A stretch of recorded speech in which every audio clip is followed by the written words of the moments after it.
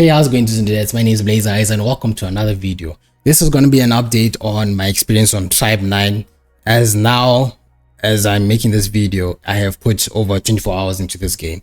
So I'm here to just give an update from my last video, what I really didn't like about the game. And now, you know, not a lot of thoughts, but some of my thoughts on this game has changed, and, you know, just going to talk more about my current thoughts on this game right now. So a major one was the combat system in this game. Myself, I wasn't a big fan of the combat in this game. In the beginning, it felt very clunky. It felt very, you know, punishing, you know. That's how I felt with the combat in the beginning with this game. But I'll tell you when it started to change. So my thoughts on the combat started to change when I fought this boss now, right? Now, in the beginning, fighting this shark boss, it was very annoying. I was very annoyed fighting this boss, I'll be completely honest. But then I started to adjust and started to get used to like how this game really wants you to play with the combat, because it's very much not like Zenless Zone Zero. With Zenless Zone Zero, I would say that it's much more easier when it comes to the combat system compared to Tribe 9. With Tribe 9, they don't want you to be pressing buttons in between actions. You get punished very easily. And, you know, people will say that, not really people, but the devs like to hint that Zenless Zone Zero is like a fighting game. But I would say that this game is more like a fighting game than Zenless Zone Zero. Because Zenless Zone Zero, you can be attacking and doing all your moves, and you can still parry and counter and dodge in between moves. But in this game, you need to understand some of your moves are going to leave you open for so long and you can get punished. So that's what I started to understand with this game, that it's very punishing if you're caught in between pressing buttons. It's not something that you have to be spamming all the time. So as I was fighting this shark boss, I kept on getting punished. It took me so many tries to try and beat this boss. And the thing is, like, I was also trying to beat this boss very underleveled. So at least I think that really helped me out a lot to understand how I should be, you know, treating the combat system in this game. What I'm just trying to say is that it has to grow on you. The combat system in this game grows on you. And after a while of, like, you know, getting punished and understanding that you shouldn't do certain attacks in between an enemy's attack, that's when you start to understand that, okay, the combat system is actually manageable. It's something that you just have to get used to. In the beginning, it's very much not something that you just pick up straight away and understand it. You have to go through some struggles to actually understand the combat system. But yes, that's what happened with me. I fought this shark boss, and to be honest, the combat system has now become somewhat enjoyable. You know, it's not something that now I actually pull down and say that that's the bad side of this game. The combat system is actually very decent. But yes, now the gacha system with this game, again, if you're trying to scratch that gacha itch, this is not the game for you as of now. Because the thing is, like, I know this game can improve a lot by bringing a lot of events. So the more events they bring, the more rewards they'll bring, then you can start pulling the characters that you want. But right now, I understand, yes, they don't want to be giving us a lot of pulling currencies just because, you know, there's only a couple of 5-star characters that they have. So they don't want to make it seem like once you get all of them, you're just going to leave, right? But a game has to make a first impression in the beginning, because if you are barely giving any rewards in the beginning, it will feel more like the game is just aiming for your money than for you to, like, actually enjoy the game. You know, try and get a character you want and actually enjoy the game. And, you know, people will say that it's a gacha game. What do you expect? You have to know what you're going into. It's a game that you have to put money into the game to get the characters you want. If you don't have that money to spend, then this is the wrong game for you, right? That's what I heard a lot of people say with gacha games. And yes, gacha games is like they're trying to revolve in a way of, like, you are trying to pull for a character that you like. And sometimes if you want to get that character, you just have to put money. That's the main way they monetize, you know. And a lot of games have that different ways of monetizing. Skins, characters, and stuff like that. Gacha games, it's the characters, right? So they have to try and persuade you at the end of the day to, like, try and use your money. But as a new game with first impressions, that is very hurting for a game. Because when they do that, there's a lot of free-to-play players who are going to come to your game. And if they do not see a lot of rewards that you're giving them in the beginning, they will leave your game, and it's going to be very hard to win them back later down the road.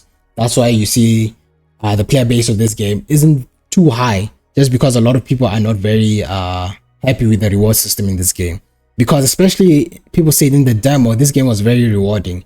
The graffitis you would find around when exploring, they'll give you like 60, but now they only give you 5 in the global release, which is a very much like a lot of a downgrade, you know. So yeah, if you wanna have that itch to pull characters in this game, it's gonna be very slow. Every day they give you about like enough to pull at least one character. And then, you know, I thought maybe they would be giving us a day, like a pretty good amount of pulls for the standard banner like this. And you see this currency right here. It's very hard to come around. The only way I know that you get that currency is by actually like waiting every single day with the like daily events. They give you like one. Let me just check. This is how I know the only way to get these. Yeah, you only get like one every single day. After the 3rd day you get like 2. But yeah, this is the only way that I know you can get the standard banner pull, unless there is something that I have not discovered. Same way over here, like the only way you get like enough pulls to put on like the actual premium banner is by waiting every single day. And imagine this is for 15 days. Once the 7th day hits, you are gonna be on a standstill for a bit, unless they bring an event in between, like this current season. I don't know if they call it seasons, but yeah. But that's just the case with this game. The reward system right now, especially from the demo compared to the global release, that feels like a bait and switch. Because imagine people got a lot of stuff in the demo and they couldn't wait to like get some stuff also now in the global release, but now you're just getting bare bone rewards, especially as a free-to-play player. And it's very important that you try and like pull in the free-to-play players, because the free-to-play players are the ones who are going to stack up the hours of your game, because they're going to be trying to like, you know, the talking just gets annoying. They keep talking in between when I'm talking.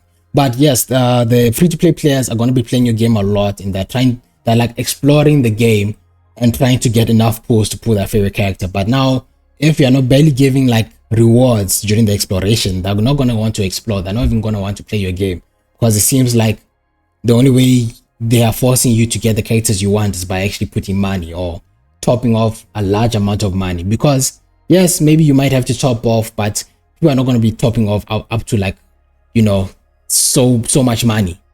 But yeah, to at least like somewhat help us get close to like hitting PT, then we can now top it off with real money.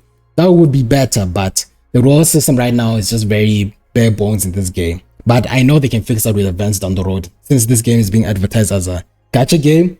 Because when it comes to the story, there's a lot of story in this game, and I feel like it just feels more of like a story game than a gacha game, to be honest. But I guess that's how all gacha games are. They focus a lot on the story, but the thing is like they keep pumping out so many characters. So that's what I'm expecting with this game. They're gonna pump out a lot of characters in this game as well, since it's being advertised as a gacha game. So let's just wait for that. I didn't talk much about the exploration. The exploration is pretty good, to be honest. I mean, like, look at this pixel art. It's very good.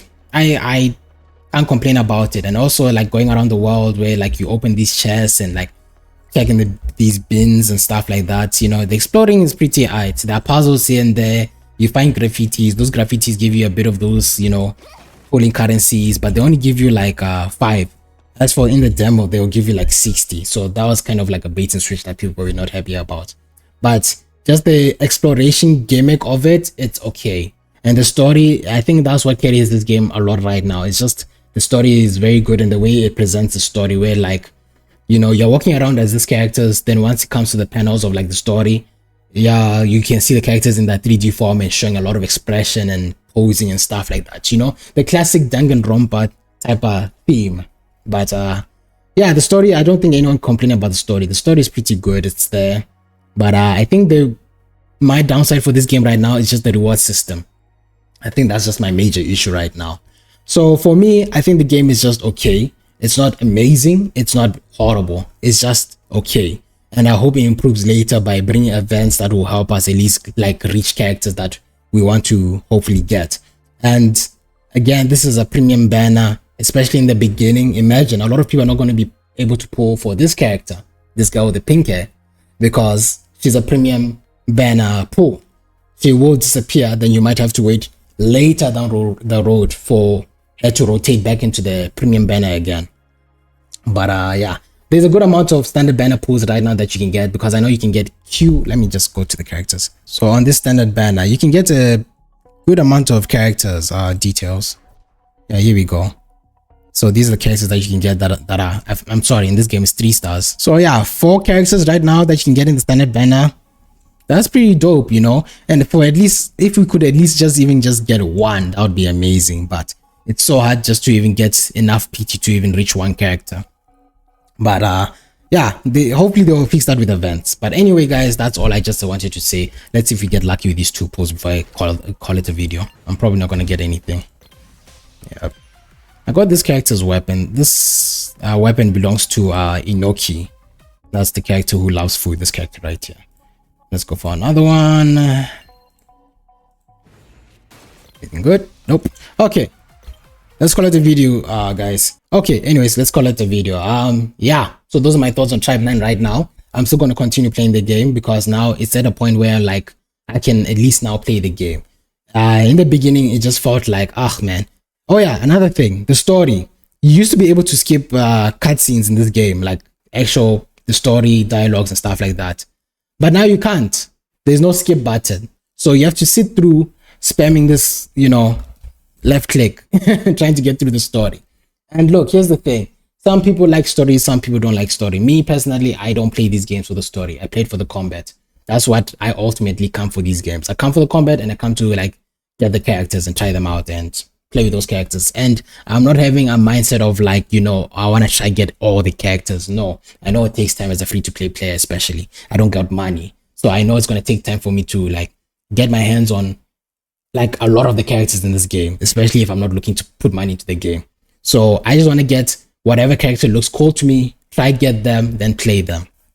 I'm not trying to get all the characters with money that I think that will just spawn from thin air. It is a gacha at the end of the day, and I understand that they're trying to make that money. They need to get that food on the table. But yes. But anyway, guys, if you guys enjoy, you know what to do. Drop a like, subscribe to my channel. That really helps me out a lot. And I catch you guys in the next one. Let's crank out and move out.